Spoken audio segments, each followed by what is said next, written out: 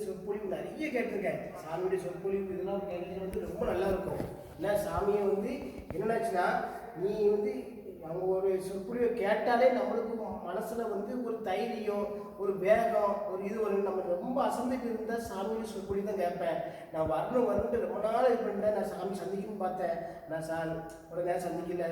சாமி அதுக்குள்ளே வந்து இரண்டு வந்துட்டாங்க. அந்த சாமியுடைய சிவசமாதிக்கு வந்தேன். ரொம்ப மனசுக்கு ரொம்ப நிம்மதியாக இருக்குது எனக்கு. நான் சாமி பெருமாள் இருக்கார், சாமி கும்பிட்டு ஐயாவோட சாமி ஜீவசமாதியை பார்த்தேன். பார்த்துங்க ரொம்ப நிம்மதியாக இருக்குது. அதே போல் வந்து இங்கே வந்து பௌர்ணமியோடு வந்து சாப்பாடு அன்னதானம் இதெல்லாம் நிறைய போடுறாங்க. அதனால் நான் என்னால் முடிஞ்ச அளவு செய்யணுச்சு. அவங்க உங்களால் ஏன்னது மட்டும் பண்ணுங்க, அது யாரையுமே கஷ்டப்படுத்த மாட்டோம், உங்களை முடிஞ்சால் நீங்கள் பண்ணுங்க, சாப்பாடு உதவி பண்ணுங்கன்னாங்க. ரொம்ப சந்தோஷமாக இருந்துச்சு. ஏன்னா வந்து எதுவுமே கட்டாயம் கிடையாது. எதுவுமே உங்களால் முடிஞ்சது சாமியாக சொல்லுவாங்க, உன்னால் முடிஞ்சது செய்யின்ட்டு சாமி சொல்லி நிறைய கேட்டிருக்கேன். அதே மாதிரி அவங்க இருக்கிற ஆட்களும் அவங்க சாமிக்கு அடியார்களும் என்ன சொல்கிறாங்க, நீங்கள் உங்களால் முடிய பண்ணுங்க, நாங்கள் கூட சொல்ல மாட்டோம், உங்களால் முடிஞ்சால் நீங்கள் என்ன செய்யுங்க.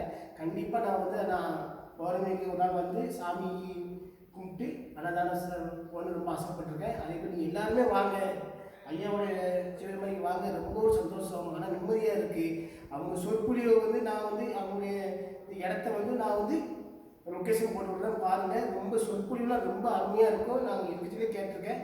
ரொம்ப ஒரு மன நிம்மதியாக இருக்குது எனக்கு. நான் வரேன்னு சொல்லி சென்னையில் இருந்து இன்றைக்கி நான் வந்து எனக்கிட்ட நாங்கள் வந்து நான் சாமி கும்பிட்டு வந்திருக்கேன், ஐயா கும்பிட்டு வந்திருக்கேன். ரொம்ப சந்தோஷமாக இருக்குது.